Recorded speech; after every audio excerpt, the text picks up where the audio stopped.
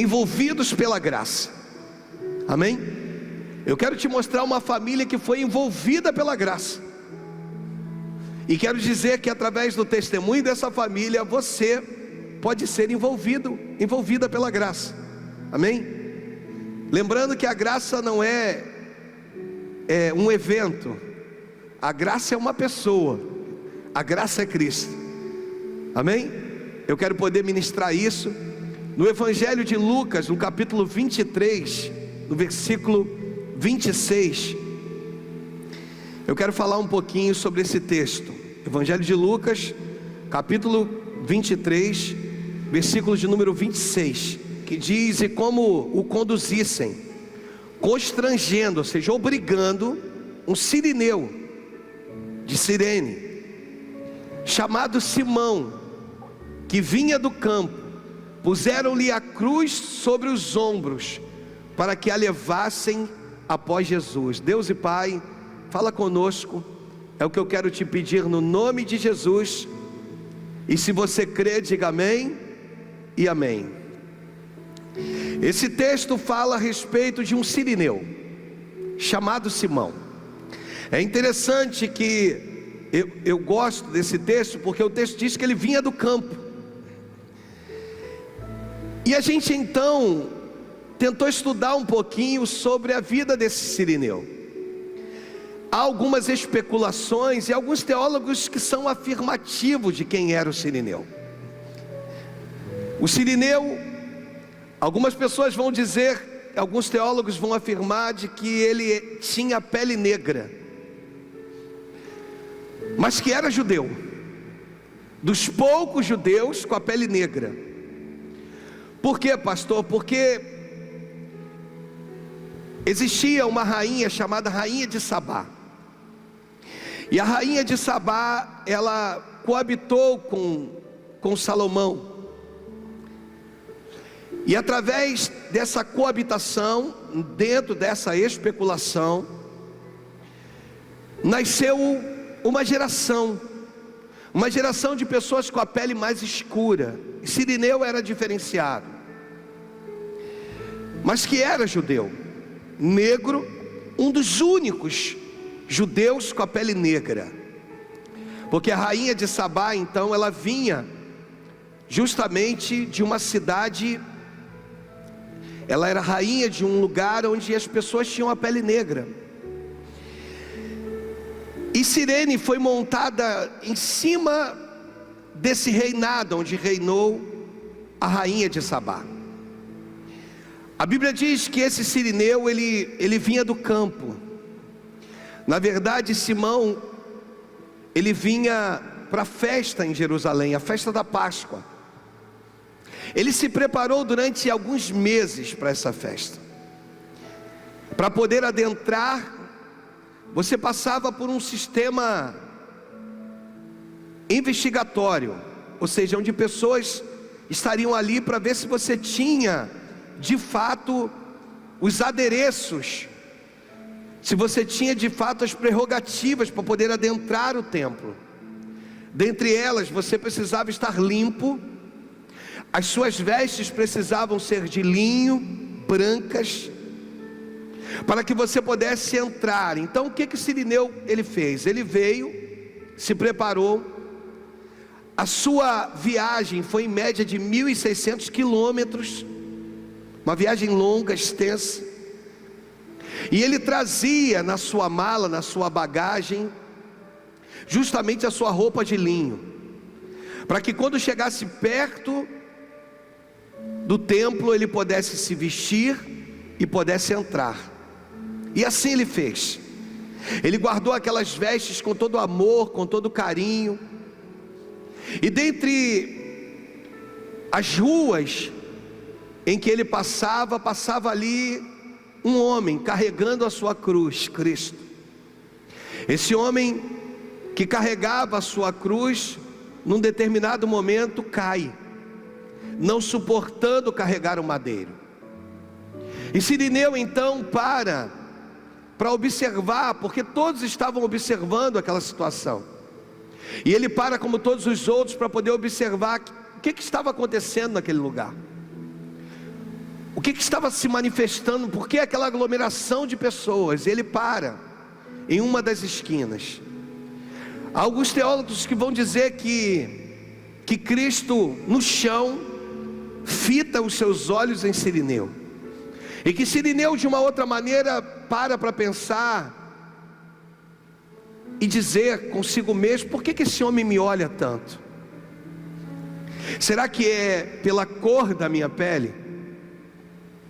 Será que é a discriminação que eu já sofro? Simão Cirineu, o seu significado é aquele que auxilia. E de repente um dos guardas que ali estavam viram para ele, apontam para ele e diz: olha, é você. Nós queremos que você venha até aqui para carregar essa cruz. E Simão Cirineu então é aquele que é escolhido para carregar a cruz de Cristo. Só que a cruz estava no chão, porque aquele que carregava a cruz não suportou o peso da cruz devido aos açoites, devido às dores. E ele então se abaixa para pegar a cruz. Só que quando ele se abaixa para pegar a cruz, agora ele tem uma visão daquele que está prostrado no chão, que era quem conduzia a cruz, o próprio Cristo. Simão fica compadecido dele. Jesus olha para Simão, parte das suas vistas sendo tomada por sangue, ele com dificuldade de enxergar o trajeto ainda a ser percorrido. Dentro da visão católica era em torno de 500 e 600 metros do Sinédrio até Gólgota. Dentro da visão dos evangélicos, calcula-se 500 ou 600 metros a mais, em torno de 1.100 metros, ou 1 quilômetro de distância. Não se sabe exatamente qual é o percurso que Simão caminhou. Alguns vão dizer que Simão dá 50 passos até Gólgota. Se nós fôssemos olhar e examinar os 50 passos, nós traríamos isso para o ano do jubileu, onde dívidas eram perdoadas. Simão faz parte de uma história linda.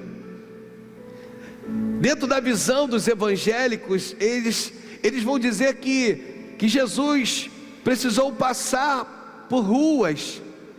Alguns vão dizer que tinha uma estrada mais curta até Gólgota, mas que os guardas fizeram com que Jesus passassem por ruas e vielas. Então não há uma noção exata se ficou entre 600 metros, 1 quilômetro e 100, mas era aproximadamente do Sinédrio até o Gólgota, até o lugar onde Cristo seria crucificado. E no meio desse trajeto, eu volto a falar de Simão. Ele se depara com Cristo. Bem, se a ordem é que eu carregue a cruz, eu posso carregar, porque as vestes que eu estou usando não são as vestes que eu preciso usar daqui a pouquinho, para obter pelo menos uma gota do cordeiro que será aspergido. Aquele cordeiro que era girado, era sacrificado e girado no sentido anti-horário 7 vezes, onde as pessoas ficavam aguardando pelo menos uma gota do cordeiro para levar para sua casa. Simão está diante de uma situação em que ele se abaixa para pegar a cruz de Cristo, mas agora ele olha e ele vê que aquele que carregava a cruz, que ele não conhecia, está completamente ensanguentado.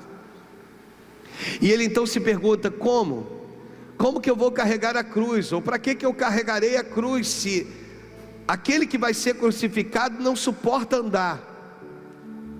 E ele olha para os lados, tentando imaginar o que ele tem para socorrer aquele homem, o que ele teria para poder enxugar, arrancar o sofrimento daquele homem, daquele sangue que descia e atrapalhava a visão dele. E ele então pensa e decide sacrificar 6 meses. Em torno de 3 meses é o tempo em que as suas vestes tinha para ser completamente confeccionada. 6 meses antes ele se preparava para ir para Jerusalém. E ele sacrifica, ele tira de dentro da sua bolsa as suas vestes, do mais puro linho, branca como a neve. E ele tira, e antes de pegar a cruz, ele vai lá e seca o rosto de Jesus. Mal sabia Simão que ele estava apenas atrás de uma gota de um cordeiro que seria aspergido 7 vezes, girado 7 vezes e aspergido. E agora as suas vestes estão completamente encharcadas pelo cordeiro vivo que veio ao mundo em favor de todos nós. Agora ele olha para suas vestes, ele percebe que já não tinha mais como poupar as suas vestes. Agora ele vai lá e começa então a enxugar. Agora que ele vê que as suas vestes estavam completamente perdidas, ele agora não poupa as vestes, ele vira de um lado, ele vira do outro, e ele começa a enxugar o rosto de Cristo. Ele começa a tentar de alguma forma enxugar as suas chagas, os sangues que vertiam. Cristo está num momento tão doloroso que agora ele deixa de sentir a dor dos açoites, e ele então não poupa. E depois que ele percebe que Cristo olha para ele com um olhar de gratidão, ele coloca primeiro Cristo de pé, depois ele se abaixa para pegar a cruz. E aí eu volto a dizer, se são 50 passos ou mais de 50, ou qual a representatividade dos 50 passos, eu não quero aqui me prender nisso. Eu quero me prender num homem que agora parou a sua trajetória, deixou de chegar no destino, aonde 1.600 quilômetros antes ele estava programado para chegar. Ele saiu de um lugar destinado a chegar num outro objetivo, e no meio do caminho a sua história foi interrompida. Agora ele pega as suas vestes toda ensanguentada e ele coloca dentro da sua bolsa. Ele pensa, bem, eu perdi, mas ano que vem eu terei uma outra oportunidade. Ele não tinha noção de que aquelas vestes que ele estava colocando dentro da sua bolsa, de que aquele sangue que havia sido derramado nas suas vestes, era o sangue de Cristo, o sangue do Cordeiro. E ele então carrega a cruz de Cristo. Há algumas pessoas e alguns teólogos que vão dizer que no caminho os guardas continuam açoitando a Cristo, e que Simão, pastor Eduardo, ele deixa a cruz, e ele então é agressivo com os guardas. Por que vocês fazem isso com ele? Já não basta que eu esteja carregando a cruz dele. E Simão então entra em defesa de Cristo. Sabe, amado, se eu abrir o primeiro adendo, às vezes você quer entrar em defesa de um pastor, de uma igreja, mas você não entra em defesa do reino. Às vezes no seu entendimento, você acha que defender um pastor ou defender o nome de uma instituição é a mesma coisa de defender o reino. É a mesma coisa de alguém que também entende que precisa carregar a sua cruz. E Simão Cirineu, ele entende isso, ele compreende isso.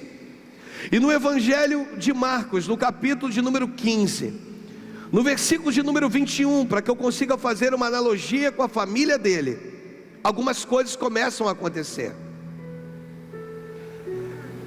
O versículo 21 diz: e obrigaram a Simão Cirineu, que passava vindo do campo. E aí a Bíblia diz que ele era pai de Alexandre e de Rufo, a carregar-lhe a cruz.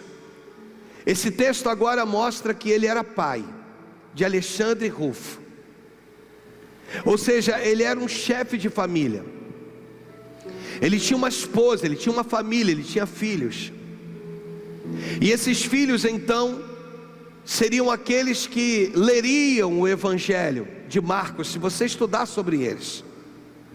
Alexandre e Rufo eram homens diferenciados. A Bíblia chama Alexandre na frente de Rufo, porque a gente entende que Alexandre era mais velho e Rufo o caçulo, mais novo. Por isso o nome de Alexandre vem na frente do de Rufo. E a Bíblia diz então que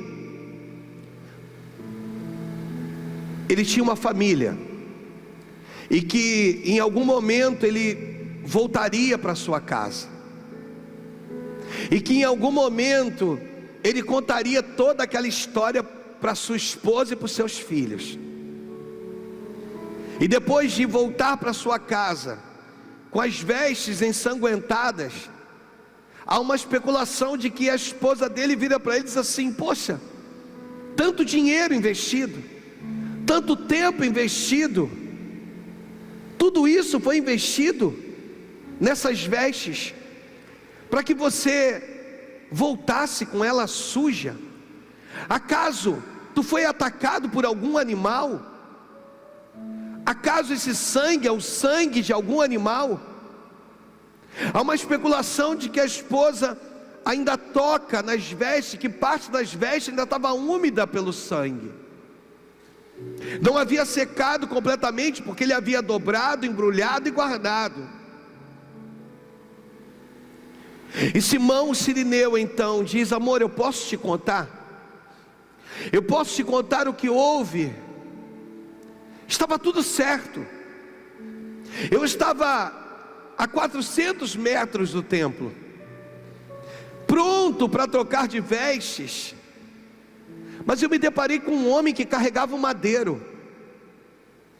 Eu me prendi em atenção a esse homem, como todos os que ali estavam, mas de repente, amor, eu observei que esse homem olhou na minha face, como se ele estivesse me pedindo ajuda. Mas o que eu poderia fazer?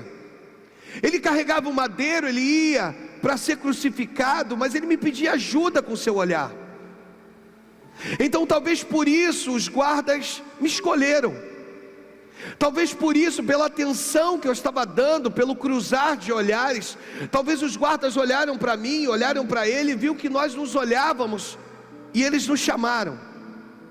E ele me chama, e quando eu chego até lá para carregar a cruz, eu vejo um homem no chão, completamente ensanguentado, com as suas vistas tomadas por sangue.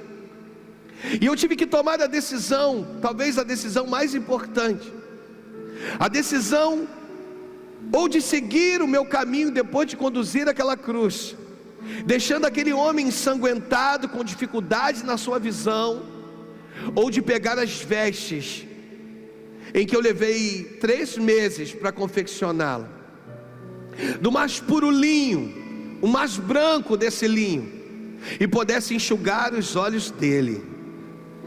Mas amor, quando eu comecei a enxugar os seus olhos, eu percebi que isso era pouco, que eu podia fazer mais, e que eu podia usar as minhas vestes para agora tentar diminuir a dor daquele homem.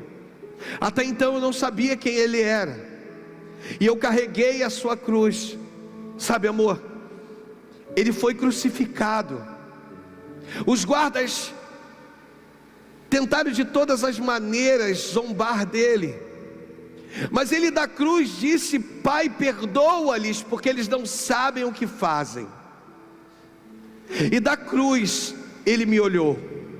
O olhar dele era de dizer: você ainda está aí. Eu fui tomado por aquilo, e eu descobri que esse homem, ele morreu em favor de todos nós, de que esse homem é o Cristo, o Cordeiro vivo, que veio para tirar o pecado do mundo. E então a partir de hoje eu entreguei a minha vida a Ele.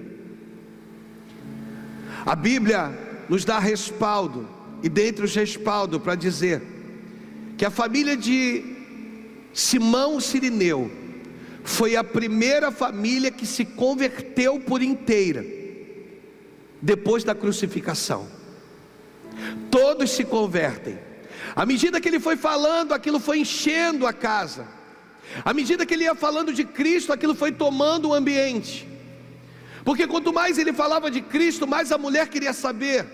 E de repente seus filhos sentam de frente para o seu pai e começam então numa curiosidade para saber que Cristo é esse. O que o pai viveu, e os filhos começam a ficar admirados por aquilo. O pai começa a ficar admirados porque agora, como tema da nossa meditação, eles estão sendo envolvidos pela graça. Uma graça que agora envolve a casa, envolve a família, toma todas as coisas. Uma graça que começa a se manifestar no lar. Deixa eu falar de novo para você que está me assistindo. Essa graça está entrando na tua casa hoje aí, em nome de Jesus. Está envolvendo a tua família. Todas as vezes que você fala de Cristo, isso envolve o teu ambiente, envolve a tua casa, envolve os seus. E quanto mais Simão falava, mais a graça envolvia. Quanto mais Simão falava, mais o ambiente se enchia. E de repente todos se converteram naquela casa.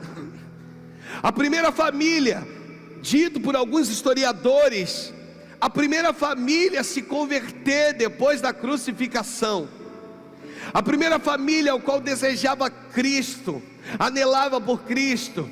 Então um dos seus filhos vira para ele e diz o seguinte: olha, pai, o senhor foi atrás de uma gota do cordeiro, mas o senhor reparou que o senhor voltou com as vestes completamente encharcadas pelo sangue do cordeiro? O senhor observou que agora as vestes que o senhor foi, ou em busca dessas vestes, agora elas estão completamente tomadas pelo sangue do cordeiro? Ele queria voltar com as vestes para casa, somente com gotículas de sangue, mas agora ele volta com as vestes completamente encharcadas pelo sangue. E esse sangue, essa presença começa a fazer diferença. Essa presença começa, deixa eu falar mais uma vez, começa a inundar a vida da família de Simão Cireneu, ao ponto que não só inunda a família, como agora começa a contagiar Cirene. Através de Simão Cireneu, a presença de Deus agora sai da sua casa e começa a impactar a cidade. Nós vamos observar isso, nós não vamos ler em Atos, na descida do Espírito Santo, que Cirene é uma das cidades que é tomada pela presença de Deus. Então a segunda coisa que eu quero te falar, a primeira, a graça, ela invade, ela envolve a sua casa nesse momento.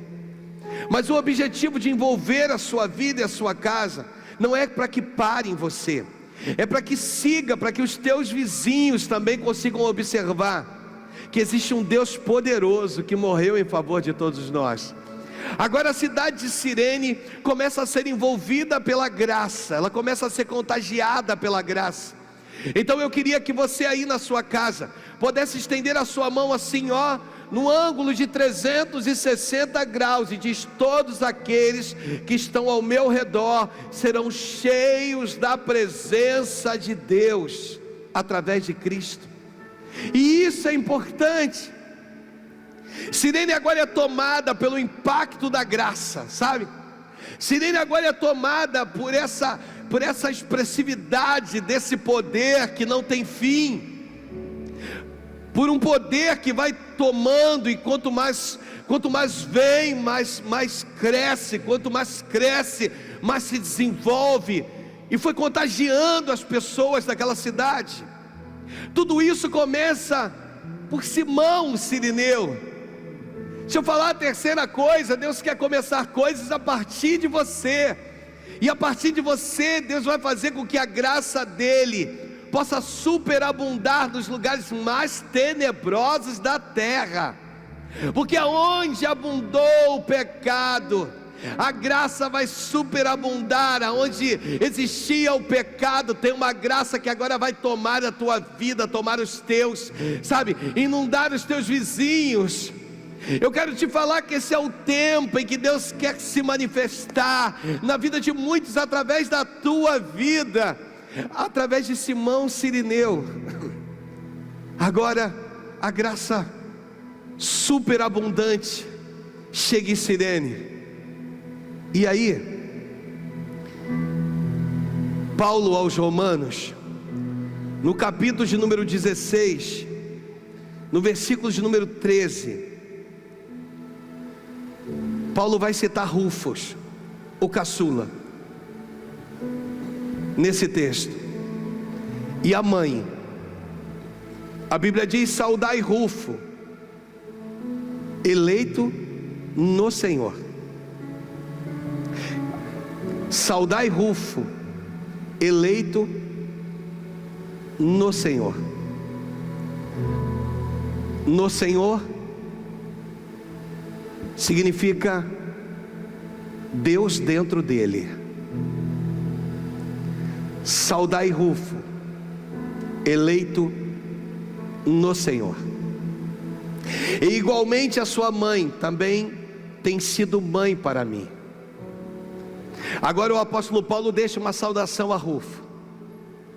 Na altura do campeonato, calcula-se que Simão já havia falecido, e que Alexandre também já havia falecido, e que a mãe ou esposa de Simão agora ganha um outro filho, um filho que não nasceu das suas entranhas, mas um filho que cuidou do apóstolo Paulo, que nos momentos difíceis recolheu o apóstolo Paulo e não simplesmente deu a ele alimento, mas deu a ele o carinho que ele precisava, deu a ele o cafuné espiritual que ele necessitava. E aí Romanos, no capítulo 16, no versículo 13, o apóstolo Paulo diz: olha, eu não posso deixar de saudar a Rufo, e eu não posso deixar de reconhecê-lo que ele é eleito no Senhor, mas eu também não posso deixar de falar da sua mãe, que nos momentos mais difíceis da minha vida foi quem me acolheu como filho. Ela me tratou com o mesmo carinho que ela tratava Alexandre, ela me tratou com o mesmo carinho que ela tratava Rufo. Era como se eu fosse o filho caçula, abaixo de Rufo. Ela me deu todo um carinho, todo um amor de mãe. Eu quero falar para você de uma família que foi envolvida pela graça, de uma família que deixa um legado lindo, de uma família que agora vai receber de Deus a capacitação de cuidar do apóstolo Paulo, esse mesmo apóstolo que deixaria suas epístolas, que marcaria gerações, mas que foi cuidado por alguém. Às vezes nós queremos ser daqueles que marcam gerações, mas se você for daqueles que cuida daqueles que vão marcar gerações, já valeu. A família de Simão Cirineu, Alexandre Rufo e sua esposa são aqueles que estão tão cheios da graça. E Paulo, depois das suas maiores dificuldades, conseguiu achar um lar. Sabe aquele tipo de lar que quando a gente entra, a gente diz: eu sinto a paz de Cristo aqui. Sabe aquele lugar que quando você entra, você diz assim: eu vejo Deus aqui. Sabe aquele lugar que quando você entra, você percebe que há uma diferença? Era a casa de Simão Cirineu. Envolvidos pela graça. Envolvidos pela graça. Uma graça que conduz. Uma graça que te envolve, que te abraça, que te enche de uma tal forma que agora aqueles que estão próximos de mim precisam ser cheios. Enquanto a gente se prepara para louvar a Deus, eu quero tentar te mostrar que o nome Rufo é conhecido como um irmão extraordinário. Olha o legado. Olha o legado que foi deixado para o caçula. O irmão extraordinário. Eu sou caçula de 4 irmãos. Eu lembro que minha mãe com câncer, enquanto a gente se prepara aqui para louvar, minha mãe já estava com câncer, em estado terminal. Foi feito um culto na minha casa, eu tinha 15 anos de idade. E aquela pessoa que fez o culto virou e disse assim: no meio dos irmãos, Deus está levantando um pastor. Meu coração se acendeu mas eu não podia me manifestar, porque existiam irmãos mais velhos. E ela disse assim: 2 pastores estão sendo levantados hoje aqui. Meu cunhado fazia parte daquele momento de oração. Ele se ajoelhou. Meu irmão, também um dos meus irmãos se ajoelharam. E eu olhei para aquela situação e disse: bem, já está completo isso aqui. Não tem mais espaço para que eu esteja. E o meu coração fervilhava. Eu guardei aquilo durante anos, sabe, irmãos? Anos. E anos. E anos. Até que um dia eu fui ordenado ao ministério pastoral. E Deus foi lá e de uma forma muito clara disse: um daqueles era você. Deus, Ele quer poder envolver a sua família pela graça. Aonde a graça se manifesta, a paz reina. Aonde a graça se manifesta, o amor reina. Nesse domingo ao qual nós comemoramos a morte e ressurreição de Cristo, a ressurreição de Cristo, um Cristo que venceu a morte, eu quero profetizar uma família envolvida pela graça. Eu quero profetizar uma igreja de envolvidos pela graça. Eu quero profetizar uma nação envolvida pela graça. Eu quero profetizar um Rio de Janeiro envolvido pela graça.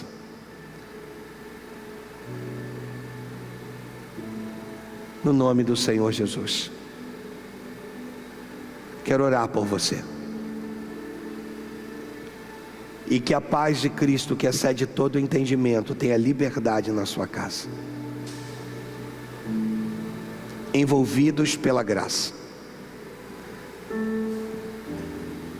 Pastor, foi coincidência Simão, o Cirineu, cruzar uma das ruas, das vielas onde Cristo estava passando? Lógico que não. Pastor, o olhar de Cristo para Simão, o Cirineu, foi coincidência? Lógico que não. Mas o mais importante, o Senhor conhecia o coração de Simão. Porque você não pode dar aquilo que você não tem.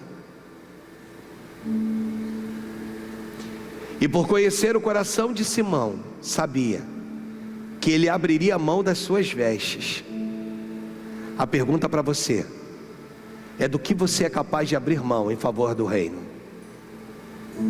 Do que você será capaz de abrir mão?